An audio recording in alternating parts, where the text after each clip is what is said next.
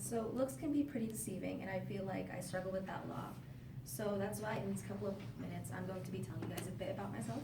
So to start, my name is Madiha. I'm 17 years old, and I'm going into my senior year of high school. And that usually surprises people because they're like, why are you here? But because usually high schoolers are just focused on graduating high school and not getting a degree before they graduate. But I guess I've always been kind of an overachiever. And yeah, so I've always been kind of an overachiever. I've always been working really hard, and sometimes that's kind of overwhelming because I put a lot of pressure on myself. But for the most part, it's a pretty positive attribute because it helps me get to where I want to be and get things done. So on a typical weekend, you'll probably find me like hanging out with my friends, watching movies, going to the mall. Or if I'm at home, then I'm probably with my family. I have 2 brothers and 1 sister.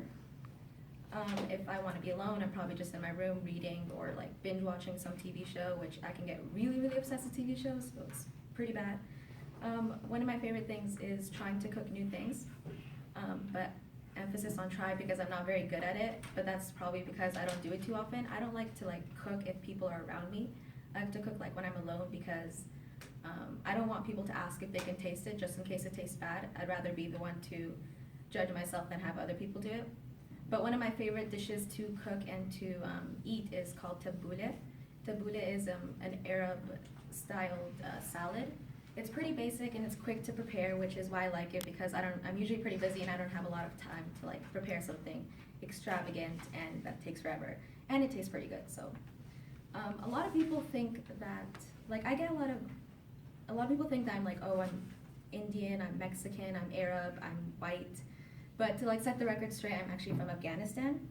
And the last time that I went there was probably when I was like 7 years old, but I'm still like very like surrounded by the culture. In my house, my parents like always talked to me in Persian, and we ate like Persian food and stuff like that.